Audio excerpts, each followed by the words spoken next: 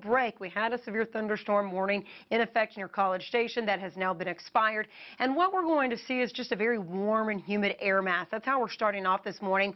Showers and thunderstorms are going to fire up here probably in the next hour and a half. A live look outside in Katy on the west side. We're under cloudy skies. The first thing you're going to notice when you head outside, temperatures in the 70s. However, this afternoon when you're coming home, you're going to notice temperatures in the 50s. Expect a 20-degree temperature fall throughout the day today. Winds are going to be gusting up to about 30+ miles per hour. That's after that cold front passes.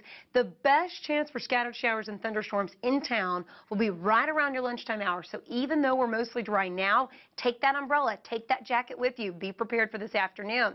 Overnight, skies clear. Tomorrow, we're looking at mostly sunny skies. That continues through Thursday. Temperatures remain in the 60s and 70s. Get this, overnight, waking up tomorrow morning, 24 hours from now, you'll be waking up to upper 30s and low 40s. Catherine, you'll need that jacket. Yeah, you'll also need to hang on to the steering wheel. Those winds kind of gusty around today, so be careful when you hit the road. Right now, we are monitoring an accident right here over on I-45. It is inbound between Gulf Bank and Shepherd, blocking your right-hand lanes. Traffic is slow getting through this area. A bit of a bottleneck right there for those you headed south in the Woodlands, Spring, and Conroe. Out to our maps, we still have an accident on the Beltway 8 west, southbound at Briar Forest. Thanks for tuning in. Great Day is next.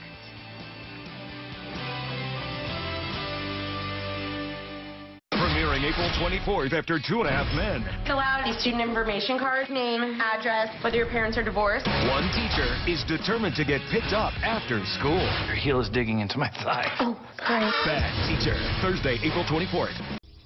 It's Empire Today's biggest sale. 50% off carpet, 50% off padding and materials, and 50% off installation. 800-588-2300 Empire. Today. Do you have hand pain? Does your hand go numb? Carpal tunnel syndrome can cause permanent loss of function if not treated correctly. At Hand Surgery Specialist of Houston, they treat carpal tunnel endoscopically, a minimally invasive procedure that requires no stitches and allows same-day use with little or no pain. It's a proven procedure with an excellent track record. Call Hand Surgery Specialist of Houston for an appointment today, or visit us online at carpaltunnelpros.com. At Subway restaurants, you can save big 7 days a week with our $5.50 daily special. That's a regular 6-inch sub of the day, plus a 21-ounce fountain drink, and your choice of side for only $5.50. Subway, eat fresh. It's a simple game, right? 3 strikes, 3 outs. Then what explains the thrill of the crack of the bat, the joy in a kid's eyes, the fireworks on the field and off? How do you explain the excitement, the drama, the sheer passion? And why will these memories last a lifetime? Astros baseball, more than just a game. Enjoy dollar hot dogs every Thursday home game all season long. For tickets, visit Astros.com.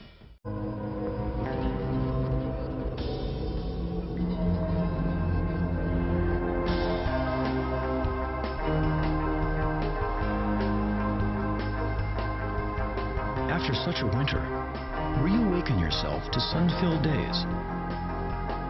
The Infinity Limited Engagement Spring Event with more than exceptional offers on our entire lineup, like the new Q50 for $369 a month. Visit your local Infinity retailer. It's Empire Today's biggest sale. 50% off carpet, 50% off padding and materials, and 50% off installation. 800-588-2300 Empire. Today. Culture Map and KHOU11, together giving you more Houston. Raising kids. There are thousands of books on how to do it, but still, parents need a lot of help starting from day one. Your diaper's been changed, you've been fed, so why are you still crying? Then brace yourself for the terrible twos and the full impact of that little word, no. Testy toddlers, test your patience. No, you're not listening to me. The bigger they get, the louder they get. Everything I do, you don't respect. Did you even say thank you, Mom? We were all kids at one time, and whether you're a parent or not, everyone has an opinion. It's not the children that are the problem, it's the parents. Love your child, but let them know that you're their parent and not their friend. We sent you to college. Don't have a failure to launch. Don't spare the rod. and spank them. Parents would control their children, we would have a much happier environment. Coming up on Great Day, from babies to toddlers, tweens and teens, and we sent you to college, what do you mean you're coming back home to live? It takes a village to raise a child, so we're counting on our experts and you to help us with the toughest job you'll ever love. Live from the KHOU11 studios, it's Great Day Houston. And now, here's your host, Deborah Duncan. Good morning, everybody, and thank you so much for joining us. You've heard that saying many times before. It takes a village to raise a child. No one parent has all the answers. So today on Great Day, we're gathering in the town square to help you deal with some of the hurdles of raising kids. If you have questions or advice you'd like to share with us throughout the show, you can call us at 713-284-1055, 713-284-1055. You can also send us a message through Facebook. Even if you don't have kids, this affects you too, because how kids are raised determines how they will act in society.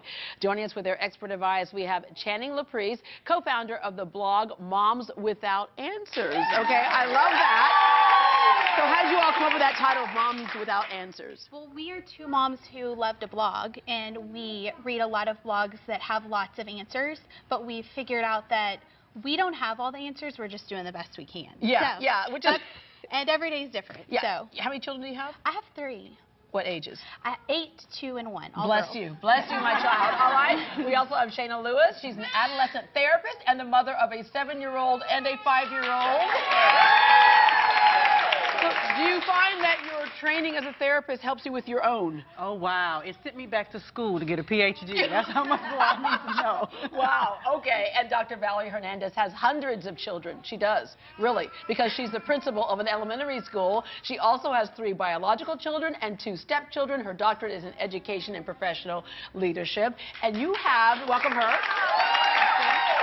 You also have that boomerang child. So what's happening in your household right now? I do. Well, I have a 26, a 24, and a 20-year-old. And my 24-year-old has returned to the home.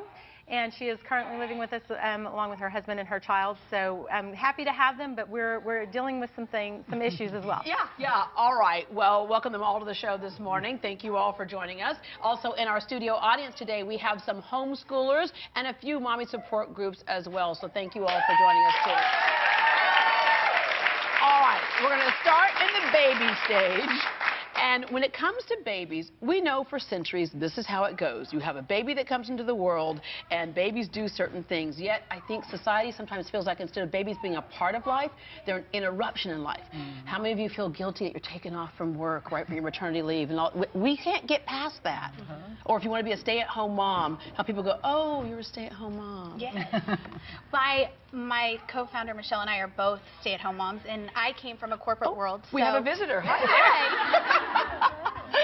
You came from the corporate world? Yeah, so it was really difficult for me to leave my job and stay home because I felt like I wasn't contributing much anymore. But I feel like being at home with my kids, I'm just contributing in a different way. But it is a pull trying to figure out what's going to be best for you and your family. Yeah. So how do you find it in society, how we look at babies? Well, I think that there is, like what you said, you have a baby. On TV, it looks all pretty, actually. In real life, it's not that cute. Yeah. And it's a lot of growing that has to come. There's a lot of pain. That's a result of that. Your life changes drastically. I was a mom that was working full-time when I had my first son, went back to work. Second baby, I said, I don't know if I want to do that. That drove me into private practice because I need to have my own time to be able to control my own life. And it is hard to do both at the same time. It's funny to me, though, how many centuries we've been doing this, but we're still not prepared. No, absolutely. And you have tons of kids. I have tons of kids, yes. But I myself individually battled the decision between career and school, you know, continuing my school and having young children because I was a young mom. So I did have to make a lot of choices at that point in my life. All right. It's difficult. Flying with children. Okay, I'm just going to say the word. I saw your face light. Your face over there, but you went, flying with children. Okay, it's to the point where a mother was removed from a U.S. Airways flight because of crying children. Another couple got on the plane with kids and provided earplugs and candy for everyone in the seats in advance of their tears because there's this thing. If you see a baby on the plane, there's a chance yes, it might cry. But yet there's always the people giving the bad looks and saying, oh my gosh, why don't you tame your child? It's a baby. That's what babies do. Yeah. And then children at hotels, there was a hotel guest that left parents a nasty note. It said, it was at a ski resort, and the note said, babies don't ski. No reason to bring them to a ski resort. Well, the problem on this one was, on a plane you can't help it, but on this situation the problem was the baby cried all night, and so they were up all night. But I say this, go to the desk and say, either make them move or make us move, right? Give us another room. Right. All right, we have an email question from Diane, and hello there, our visitors come back. And Diane says, every time I put my baby down, he cries. My husband says, leave him alone or he'll always manipulate us by crying. I feel guilty and don't want him to think I abandoned him. Who is right? I think your children are going to try to manipulate you, whether you leave them in their bed to cry or not. But it's a tough call. I had to do that with both of my little ones, and you feel guilty. But at some point, they have to learn the independence of laying there. So yeah. So you think maybe every other time pick them up? It's hard when it's your first kid if it is their first child. Yeah. I remember going through that. My first child had colic and cried all the time. So I looked for refuge in a book. It was called The Secrets of the Baby Whisperer. I think her name was Emily Hogg, was the woman who wrote that book, and she had this wonderful technique. You pick them up for just a few moments, you soothe them, and you put them back down. So you're offering support, but also helping them be independent. Yeah. Mommy will help you, but you have to take yourself the rest of the way. It's the beginning of that long process of cutting the apron strings. Yes, early. Yeah. Very, very early. And of course, you have some help because being a grandmom, you can like coddle the baby for a minute and go, now, here you go, it's yours.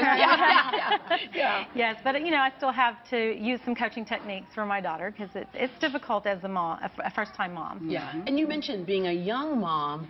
Do you find that you are a better mom now because you have I always say if I had to do it all over again, there were a few things that I might do differently, and this is the chance to actually get to do that. Okay, breastfeeding, the other issue that we deal with a lot. Okay, I'm looking at all the moms in the audience, and they're like going, oh yeah, that's a good one, good. You know, again, it's one of those things. I grew up in other countries where we saw it all the time. It was just a natural thing to do, and in this country it still is a little taboo to do it out in public. But as one woman put it, she said, if I withheld food from my child, you'd be calling CPS. You know, but I'm feeding my child and you still have issues with it. One woman came up with a great solution to this. She was breastfeeding her child, and she came up with a little beanie that her baby wears on his head. And if you look at that little beanie, so it's kind of like her little protest there. And I believe, do we have they come in different colors. I'll get 3 in brown, please. But that was her way of doing that, so that she kind of was saying, yes, I'm feeding my baby, and look, okay, it's whatever. Okay, we have someone in our audience who has a question. Michelle, where are you at? And Michelle, what's your question? Yes. I have 17-month-old twins, and one of them is a hitter. What would be an appropriate discipline for him? Ooh, the hitter. Yeah. Well, I think it's very important that we teach children appropriate ways to interact with other people, and hitting is never okay. And so part of what we want to do is, you know, 17 months old, so they're verbal on some level, to be able to talk about, no, this is not how we act, but also giving them the replacement behavior. Instead of hitting, you know, if they don't have all the words to say, let's give another option what we can do to get our needs met. Because that's what it is. They're trying to get a need met. They just don't know exactly how to go about it. Yeah, it's their frustration, not their violent kid. Exactly. Yeah, you don't have a serial killer on your hands. No. They just can't communicate. So do you also reward them when they do the good behavior? And how do we reward them? Because a lot of times, what do? We break out that piece of candy. You have to be very careful about that, though. Because then you help them know, if I have bad behavior, if I do the opposite, I'm always going to get something good for it. Trying to help them learn intrinsic value of doing the right thing because it's the right thing, and that comes with age. When they're that little, they do need some kind of a lot of times external rewards work well at that age because they don't have an intrinsic, you know, motivation for things. But we do want to be careful not to create a situation where that's the only time they do something right is when they're going to get a reward for it. Yeah. All right. Well, when we come back, you made it through the infant stage. Now get ready for the terrible twos. How to 100% guarantee your child won't embarrass you with a tantrum in the middle of the store again. A friend of mine told me this trick, and 100%.